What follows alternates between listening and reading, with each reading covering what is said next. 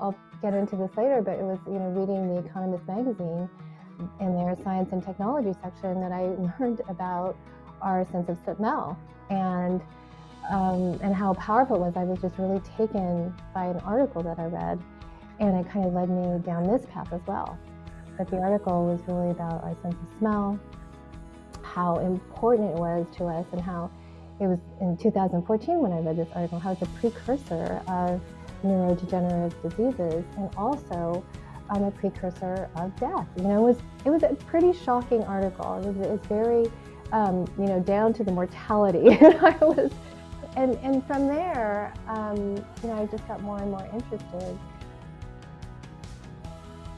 You've just met the inspiring Veronique Lee, and you're listening to the LabAroma podcast with me, your host, Colleen Quinn. At LabAroma, we believe the secret to truly effective and therapeutic plant medicine is by understanding our plant science and backing it up with evidence.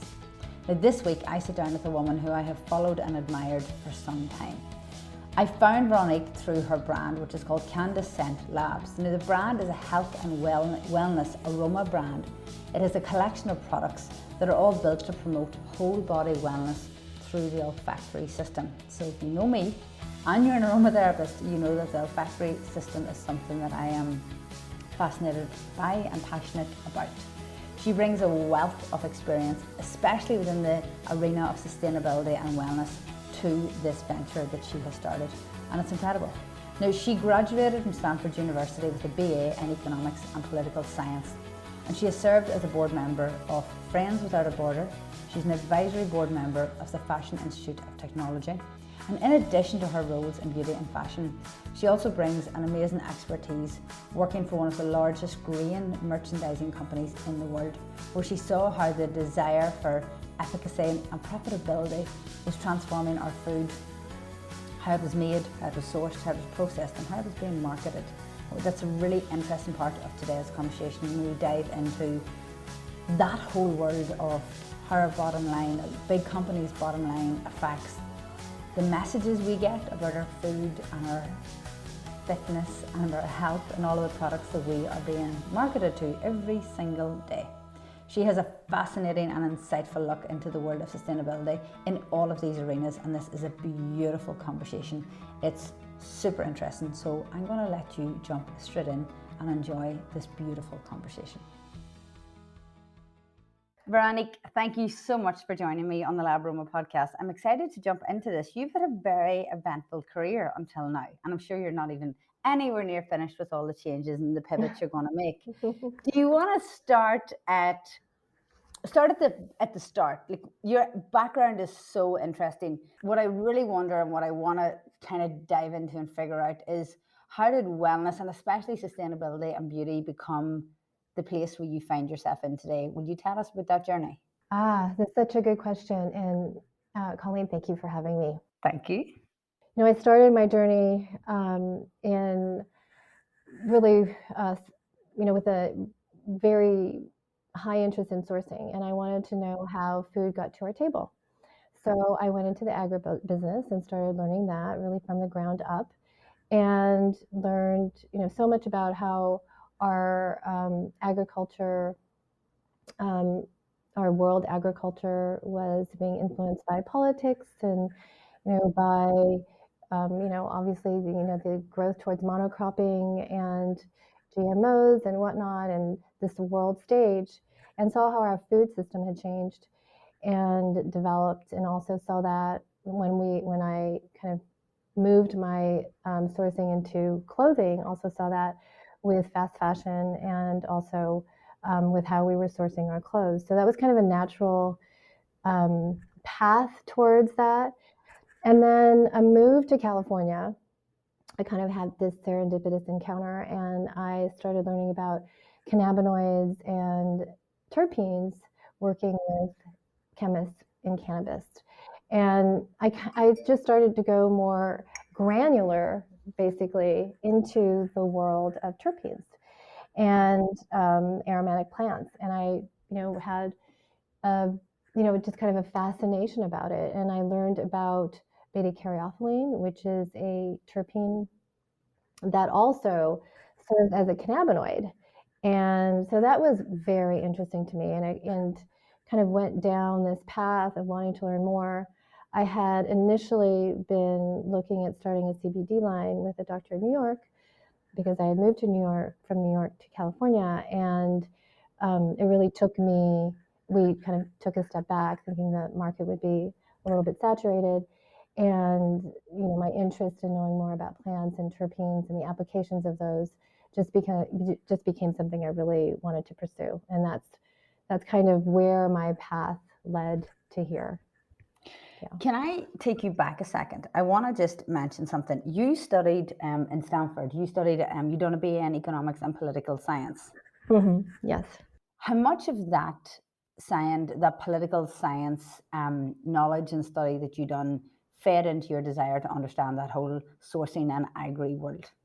No, it had everything to do with it, because I was very interested in international economics, and political science and economics were really bridging those two to understand how the world works, and the world works through economics. People are very led; their decisions are made by that, and our food system obviously has a huge, the basic needs, food and clothing, are things that are primordial to our everyday life, and so they're very important to our health and our well-being and the way that we live and how we express ourselves.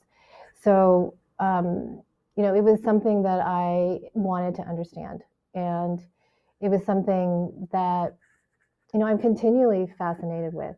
And in fact, I'll get into this later, but it was reading The Economist magazine in their science and technology section that I learned about our sense of smell, and how powerful it was. I was just really taken by an article that I read, and it kind of led me down this path as well. But the article was really about our sense of smell, how important it was to us, and how it was in 2014 when I read this article, how it's a precursor of neurodegenerative diseases, and also a precursor of death. It was a pretty shocking article. It was very down to the mortality.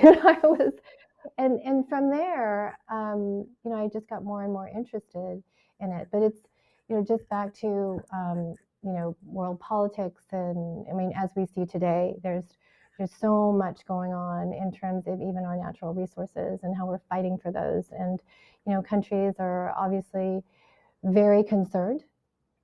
And, we're seeing a lot of geopolitical changes that are arriving on the horizon because of these natural resources. And the fact is we are consuming our natural resources quicker than we are replenishing them. So it is a problem. Yeah, at an exponential rate. And we're just over consuming everything. Yes. Can we take a step deeper into this? I know I'm going completely left field and unplanned, but forgive me and run with me.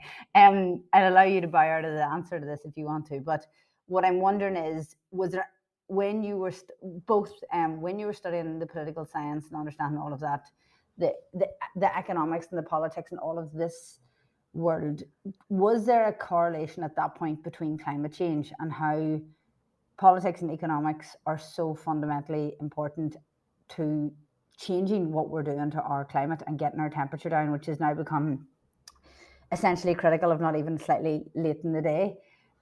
Was there any talk about it back then, or is it something? No, it wasn't. There was no talk back then. In fact, when I look at some of the systems that were changed back then, I was very aware of, the bottom line for companies. And,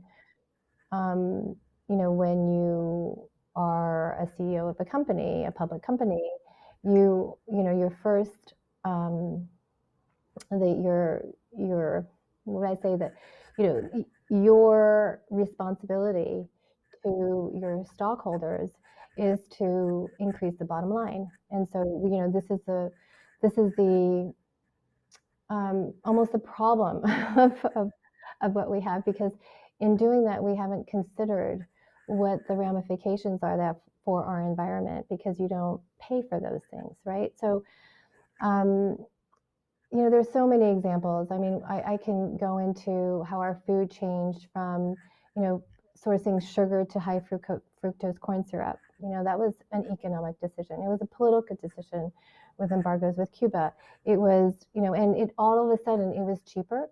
It was easily accessible. We put it in our food chain because we like sweets. It was, much less expensive and sweeter than sugar. So all of a sudden we have that into our supply chain, right? And that just happened. And then, we could say the same thing with hydrogenated oils. It happened with hydrogenated oils. And I just remember this whole thing, margarine is better than butter. Well, why is that the case? It was a marketing scheme. And even when you go back into the years of Crisco, I don't know if people remember Crisco, but the Crisco used to be, a household item for women to use in their kitchen. And it was really cottonseed oil that they had an overabundance of, and they needed to get rid of it. So they hydrogenated, they did this big marketing campaign, and here we have, hydrogenated oils that we think are healthy, which they're not. I think the same thing with, what we saw in dairy. These were, we gave subsidy systems to farmers, and the subsidy systems basically were giving them the right to use hormones to increase their production, and that ultimately led to having the cows get infections, and then we needed to bring antibiotics into the equation. So all of these things, GMOs, the whole thing, we've been trying to increase our production, and it has made huge changes in our supply chain. So I'm very aware of those things. And so in terms of climate change, we've also, exported our production with very little regard to regulation. So when companies in the 80s also started building their facilities and outsourcing to other countries, we didn't have the strong regulations that we had in the United States or Europe, right? You were able to do it in another country, much to the demise of the environment and people having to deal with those things. I strongly see that in the clothing industry. We've seen the advent of using toxic chemicals and dyes in our clothing, and what it's done to people and the environment, and ultimately gets it back into our food too. So we have had very little regard for the environment, and unfortunately, it has to be driven by the companies themselves. Consumers are used to having things of a certain price, and life is hard, and people can't pay more than they can sometimes. So we're kind of stuck in a vicious cycle, and ultimately, for this planet to survive, commodities are going to have to go up. Commodity prices will be going up because that cheap labor and those cheap regulations are going to be disappearing, or are disappearing. We have, larger middle class in a lot of these emerging countries, and there are more people, more demand, and I think it's a big concern. And we saw with the Paris Accords that we have not, been very good at really reducing our emissions. And what does that mean? It's we all have to get on board and ask and demand for change. It's a huge problem. How did you see the food chain change over your time? The food chain changed enormously because of everyone is trying to get increased profits, and they have done that in various ways. But in one way, like in terms of sugar, embargo with Cuba, an alternative means for the corn industry at that time had much higher margins of producing corn syrup or high fructose corn syrup, and that ultimately got into our food chain. It was sweeter, it was cheaper, and got into our bread. It just, started becoming something that we got used to, and we changed from sugar to a different, type of sugar. That was not necessarily good for us, and now we know that. Now we know high fructose corn syrup isn't so good for us. It was the same for hydrogenated oils. There was a big marketing campaign for, margarine is better than butter, and the fact is that even when Crisco came about, and it was a hydrogenated oil that people used to use for cooking, that was, a byproduct of cottonseed oil, and they didn't have anything to do with it. So they created an oil and they sold it. And, hydrogenated oils, again, aren't so good for us. And we've learned the same thing in the dairy industry. The dairy industry, with subsidies for farmers, those subsidies were in the forms of hormones to produce more milk, and then the cows got sick. They got infections, and then we needed antibiotics, and of course that's changed our food chain. So we've seen these things come about in all different facets, and of course we've seen the GMOs and we've seen the monocropping, and but ultimately, we've thought little about the future for. And I think, this is probably something that people talk often about, is that we're very short-sighted, that we don't think about the entire ramifications of doing something.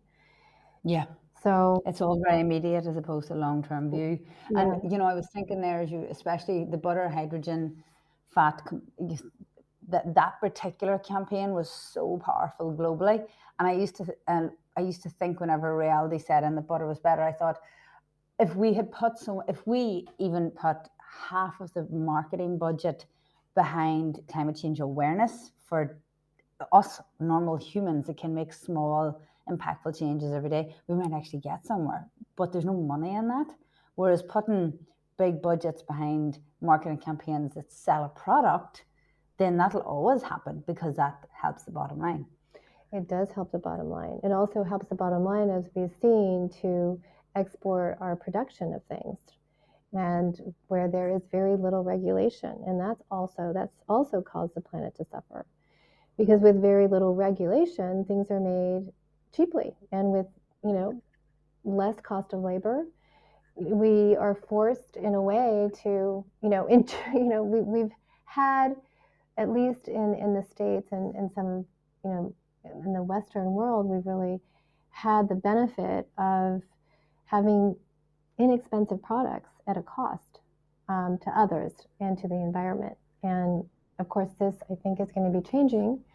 We are fighting for our natural resources, and we have, the labor pool is more expensive than it used to be. There's a bigger middle class in emerging countries, a larger demand.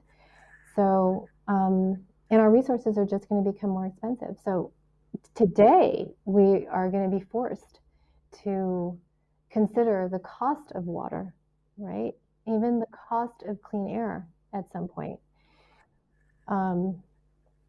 Super interesting. I think as well, I've been thinking this past couple of weeks, and I know this podcast won't air for a couple of weeks, so forgive us guys for still being in shock that Russia and Ukraine are in a war. But I find it so interesting that so much of the sanctions and anything the external countries can do to try to stop or hinder the progress of this war is based around fossil fuels. And it's saying, we're no longer going to pay you for that. We're no longer going to use your oil, because we are not going to ultimately and directly fund what you're doing to Ukraine. And I think that's a really interesting, it's all tragic, don't get me wrong, but that element of what's happening in the world today, I think, is really interesting. And it's only the start of what we're going to see long term, in terms of us waking up to the fact that fossil fuels are not going to be an answer long term. Yes. And and then we also have the problem with alternative energy is lithium, right? And finding that resource for everything that we need for alternative energy. So that's also something on the horizon. But, the Ukraine is just, unfortunately an example of, countries wanting natural resources. This is a huge resource for, natural fuels, for fossil fuels. So, we're seeing the same thing in other parts of the world, in the Arctic as well. People are, countries are there and they want to drill. We've got, so we, we have it in Africa. We have it in all over the world that countries are positioning themselves. It's the world is definitely evolving in a way that's, certainly not, as you said, what we had thought about years ago. It wasn't really, No, was it we really didn't something? know. No. We didn't know. This is fascinating, but we're totally digressing, although I could digress all day with you. But let's get back to terpenes for a second. I want to talk about a concept or a term that you use, which I love, which is olfactory wellness. How did you come up with this amazing term, and what is the concept? Explain it to us. Well, when I was learning about, the olfactory system, there were, a lot of things that I discovered about it. One of those things was that in itself, people don't understand this, but olfactory science really has to do with chemicals. And it's very different for our other senses, right? So our sense of touch or our sense of sight, they don't really have anything to do with actually absorbing chemicals or interpreting those chemicals.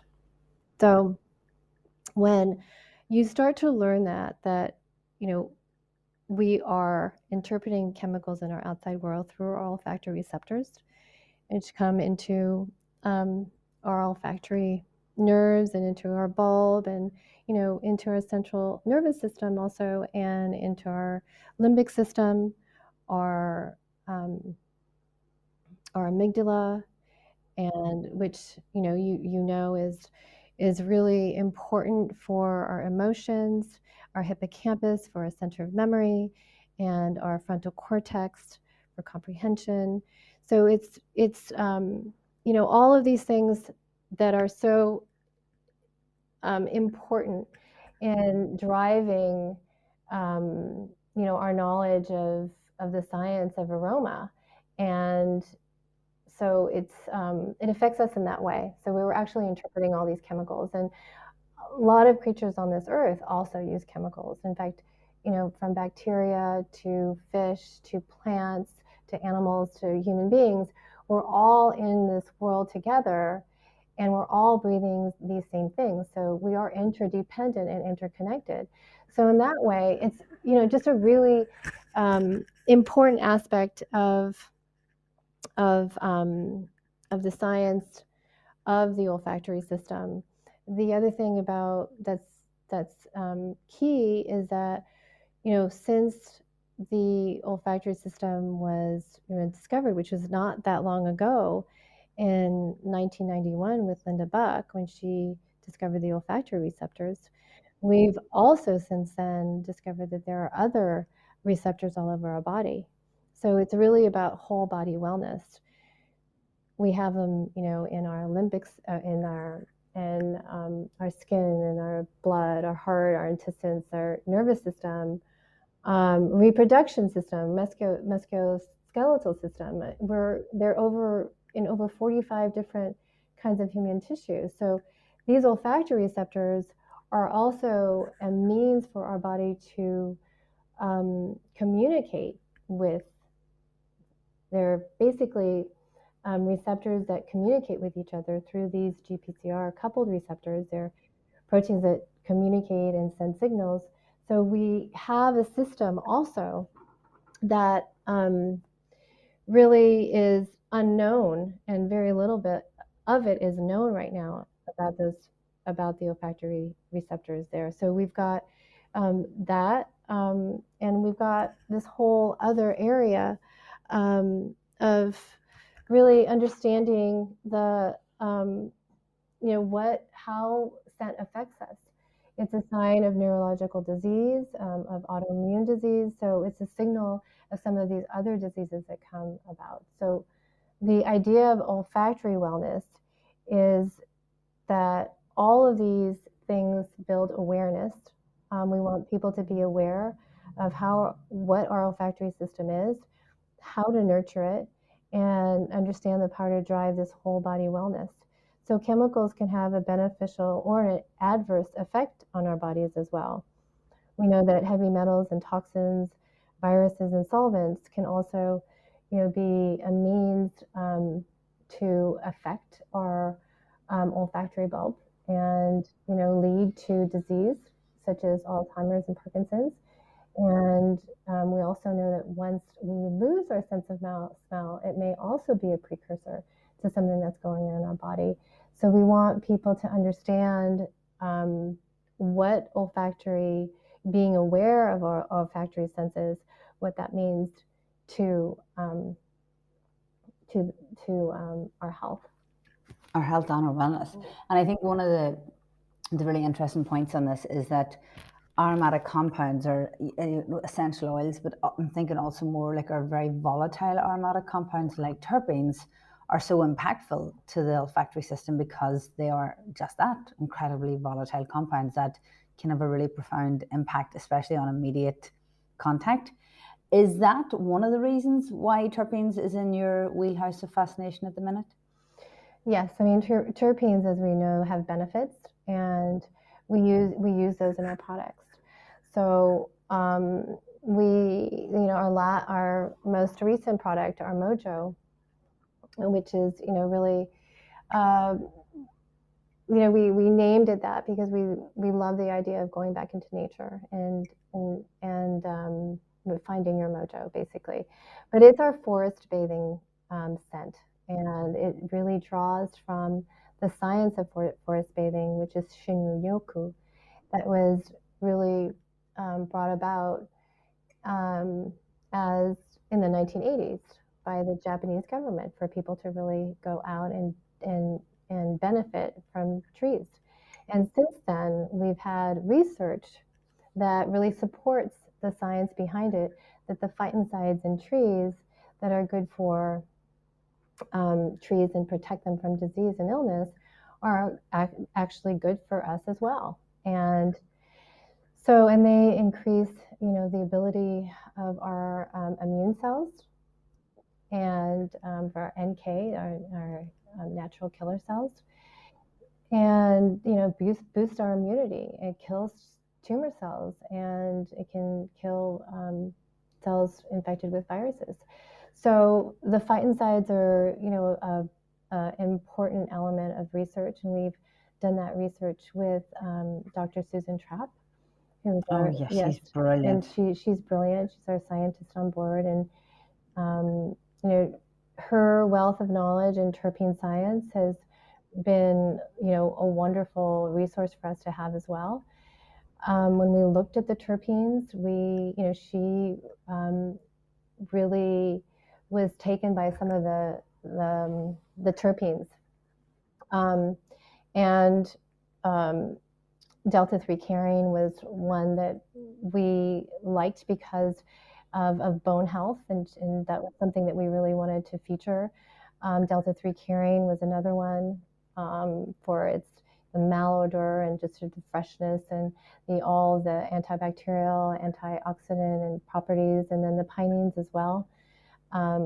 So it was, a collaboration of really finding what we wanted to put in and feature, and then the scent came with it when we started to look at all of the different essential oils and bringing that together into an aroma. So, in traditional perfumery, or people will kind of develop the scent, and then the chemistry will come afterwards.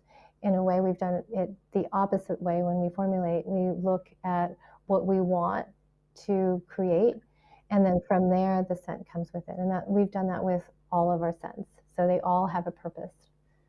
Amazing. And one of the things I love that you're so passionate about is that you always bring in experts to work with you to create the products, and that seems to be really pinnacle and very important for what you're doing and creating over at CandaScent. Yes, it's very important. I mean, the science And the emphasis on science is really important right now, especially in what we do. I mean, obviously the terpene science is growing and growing. Obviously terpenes have been here since the beginning of time, but it's recently I feel, and I think a part of this is really the interest in cannabis and that terpenes have been studied. We talk about this entourage effect and how cannabinoids work with terpenes, how the synergy of these plant compounds work together. And I think that there's just been more research and interest in that. So we're learning a lot about terpene science. When we think about terpenes, also we think about the endocannabinoid system, and that is also something of discovery, because when we think that it was discovered really in 1992, and that we're still learning how the cannabinoid receptors are working. And interestingly enough, for us in our work, there's, we know that there are cannabinoid receptors that are expressed in high levels in the olfactory bulb. So that means that the endocannabinoids probably plays a very strong role in regulating neuronal activity and signaling in the olfactory system. So that's going to be a really interesting area of study as we go on. Absolutely. And then the olfactory system too, as we said, that's not that old either. It says 30 years old. So, and what we've learned there as well is that, less than 10% of the olfactory receptors outside the nasal olfactory receptors have been matched to specific activating compounds. So that will be a big area of research. So yes, the emphasis on science, the emphasis on science between the terpenes and the ECS system, the endocannabinoid system, and the olfactory system, all of those three things that are really coming to light right now, those will be absolutely, I think, important in terms of, building even more medical applications. 40% of pharmaceuticals target the GPCR-coupled receptors, which are, in the endocannabinoid system and the olfactory system. So I would imagine that there will be more diagnostic and therapeutic applications that are given to those by those means. We're just going to be learning so much in the years to come. It's really exciting, and we're excited to be a part of it. Mm-hmm. Can I ask you a business question outside of all of the science? You use organic and plant-based and always sustainably sourced scents, and you're in a niche. And you're using products that are generally sourced from synthetics, where you're not doing that, they're plant-based. Obviously it's viable because the business exists and the business is gorgeous. How challenging is it to source and to make that a viable business with the principles that you honor and deliver? Well, like I said, we are a health and wellness brand, and we are very dedicated to preserving our ethos of sustainably sourcing our ingredients, and that means from soil to final product. So when we source our oils, they are organic essential oils, and we do that because we believe also in preserving the ecosystem of this planet. And so, we know that plants have their own microbiome. It's really important for plants to have bacteria and fungi and to be able to live in healthy soil and proper soil management. So we support sustainable agriculture. That's important to us. And we also have to test our oils because, it's, reported that 80% of essential oils are adulterated, which means, we don't know if it's a synthetic or not that's being put into the oils, but we're not quite sure what those oils are anymore. So we have oils that are tested. They're, GCMS and certified. And then we go ahead and also test our own products for heavy metals and for solvents and for pesticides. So we go the extra mile to do that. So it is all costly for sure. But our heart and our mission is to deliver the best products possible with the best ingredients, and to have the peace of mind that we are breathing something that doesn't have some of these toxic chemicals in them, or phthalates or parabens, silicones, benzenes, toluene. I mean, these are kind of some of these things that we're finding in products of the same nature as ours, and we don't want to be in that camp. So yes, it is more costly, and I can say that we consider ourselves a value brand in a prestige market. We are, dedicated to bringing the best to our consumers and to our followers, and we will continue to do that. That is first and foremost to us, and that probably means that we are not this incredibly large company, right? We're really dedicated to serving the people, our customers. Which is amazing, and that comes through. It's very apparent that that's important to you guys, which is amazing. Last question. It's kind of a double question. What's your hopes or vision for the future with both the company and in this whole space in terms of wellness and sustainable wellness? Well, we are launching new products. We have candles and misters, botanical mists right now. People are interested in our formulations, so we'll be offering diffusing blends, and eventually we're looking to launch, to introduce a nebulizer, so that people can have the experience, a different kind of experience, aroma experience for their home.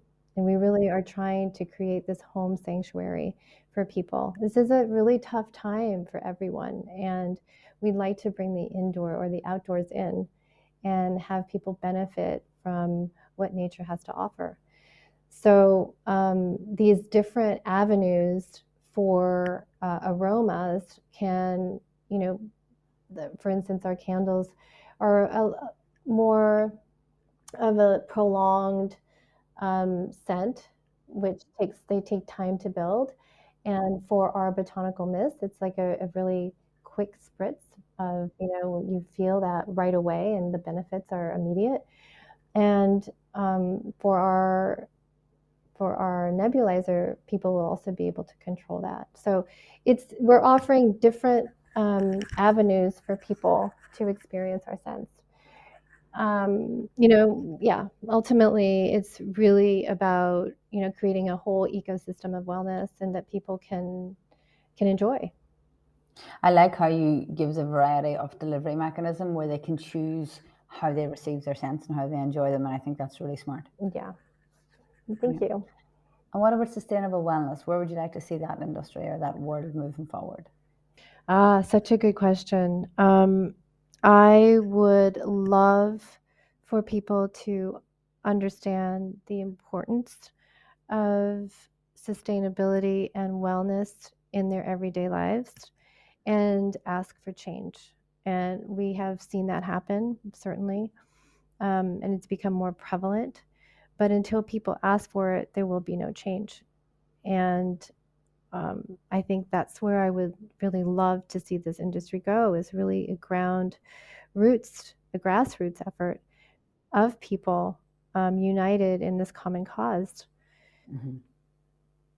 I love that. I think that's beautiful. A lovely note to end on. Veronique, I think the work you're doing is incredible. Your brand is absolutely beautiful. I have some of it and it's divine. So thank you for sending it. That's the first thing. I just find that your path to what you're doing now is so interesting, and I love that you've settled into this world, not just with the scents and the terpenes and all of this world, but in creating beautiful products that we get to benefit from in different ways. So thank you for everything you do. Your work is beautiful. Oh, thank you. Thank you. Well, we'd love for people to visit us. Certainly, we have our site, which is CandaScent.com. Part of our mission is to really bring the education out on the olfactory system, the endocannabinoid system, the terpenes behind our products, so people can find out more. And if they join our newsletter, we have great things we want to share with people. So we'll put all those links in the episode notes. So guys, when you're listening to the podcast, just nip down, no matter what platform you're on, and you can grab all the episode notes so you can connect with the brand and see the wonderful work they're doing. Thank you so much for the work you do and for your time today. Thank you, Colleen. I hope you thoroughly enjoyed this week's episode. If you did, don't hesitate to go over to Google Podcast, iTunes or Spotify, where you can rate and review the LabAroma podcast on any of those platforms. You can also subscribe to the LabAroma podcast so you never miss an episode again. And don't hesitate to share it on your social media platforms or with friends and family, and give us a tag. Until next time, take care.